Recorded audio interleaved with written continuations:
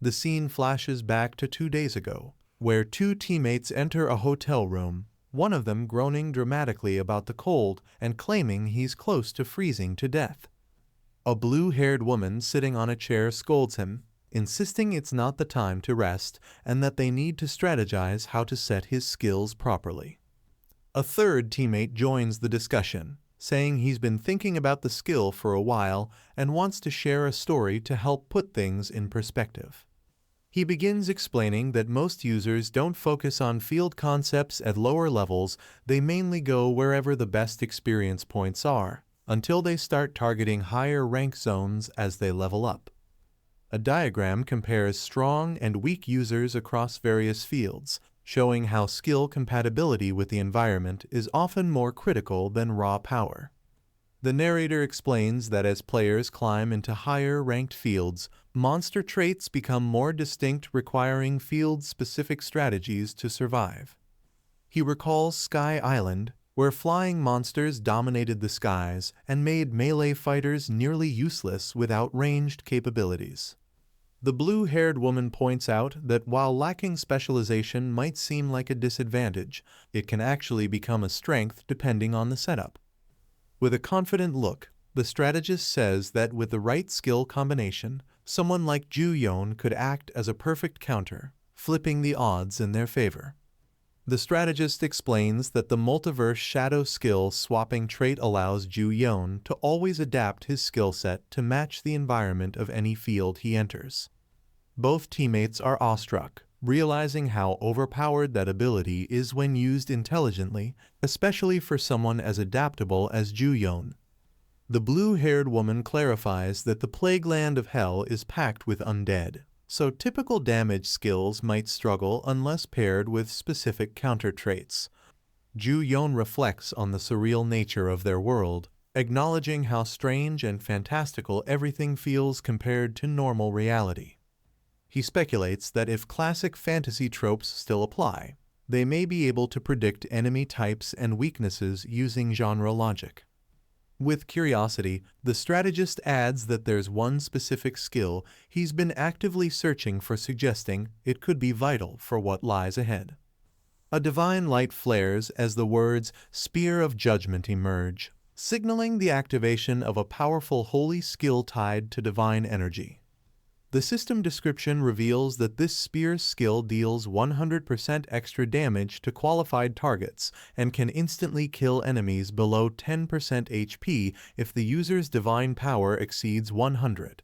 At 150 divine power, it even restores mana under certain conditions. The battlefield erupts in chaos as grotesque undead scream in agony, their bodies torn apart by the unleashed divine energy, clearly overwhelmed by the holy attack. Hordes of undead charge forward, but they're immediately engulfed in a rain of golden divine flames. The sheer brilliance of the magic devastates their ranks, leaving no room for escape. At the center of this celestial onslaught, the caster calmly lifts his staff and proclaims, "I descend," as divine energy swirls around him like a god's judgment manifesting on the battlefield. The divine onslaught crashes down with relentless force, bathing the battlefield in golden and violet flames. Screams erupt as the undead are obliterated under the raining judgment, unable to withstand the sheer intensity of the magic. As the light fades, the focus shifts to two mysterious armored figures standing atop a mound of bones.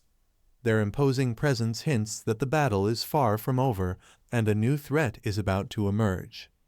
A girl expresses amazement at the mana reserves of the protagonist, prompting him to casually joke that even his parents were impressed. His confidence radiates, enhanced by the snowy battlefield around them.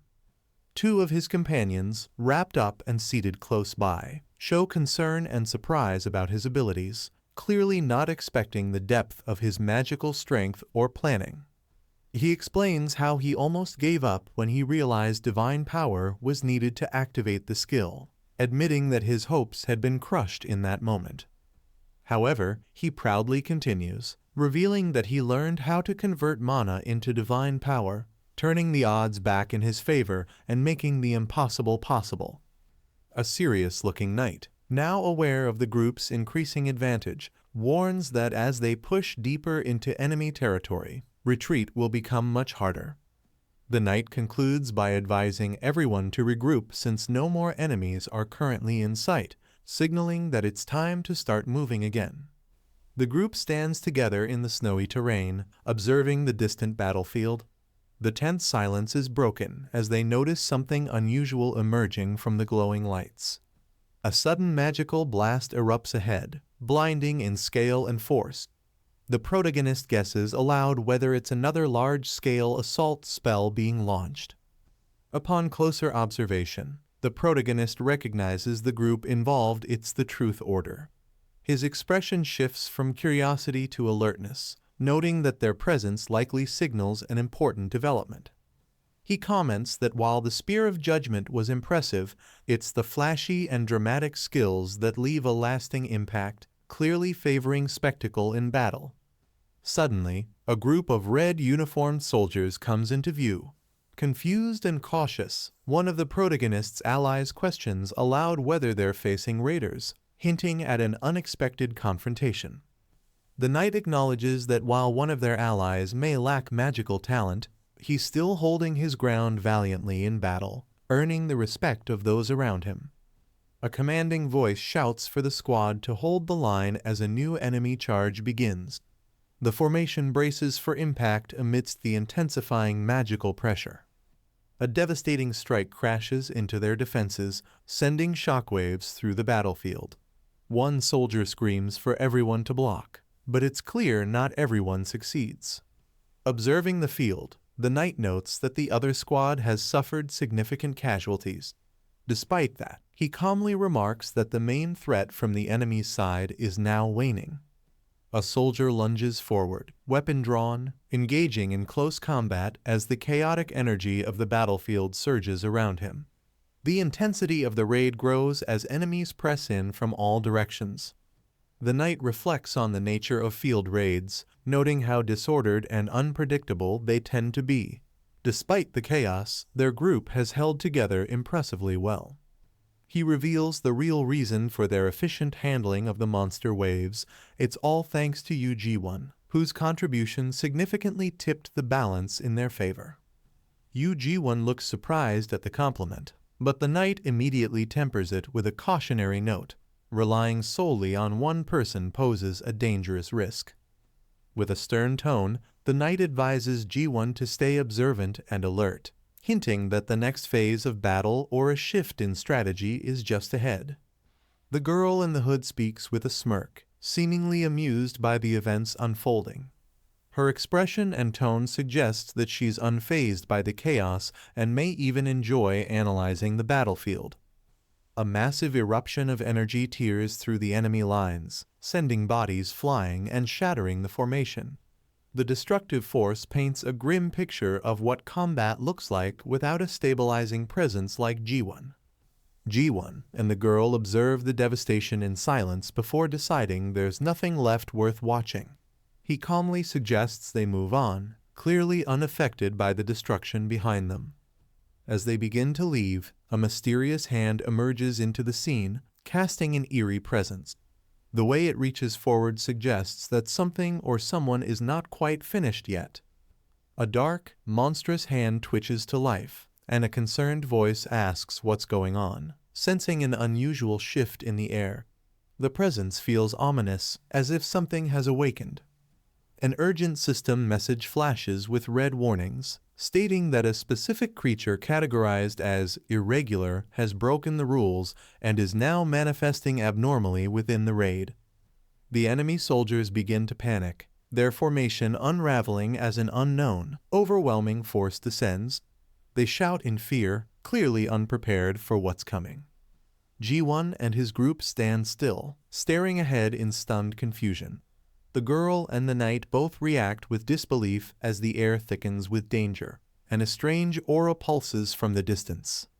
A knight in red armor questions whether fallen users are truly returning as monsters, his tone serious as he processes the grim possibility. The hooded young man nods solemnly, explaining that even slain monsters are reviving over time, adding a new layer of danger to their situation.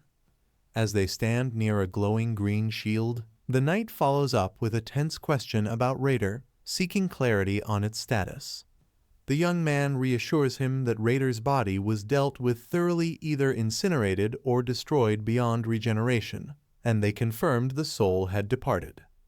The group gathers under the cavern's dim light, murmuring anxiously as the revelation sends a wave of tension through the ranks. The returning scouts report that the northern side of the mountain is clear, but a massive cliff blocked further passage due to their limited gear. The knight listens and calmly orders a broader scouting effort to continue gathering intel.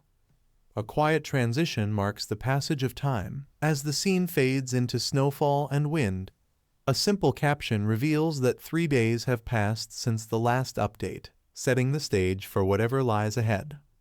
The knight walks with purpose through the base, noting with concern that the scouting perimeter is growing too wide.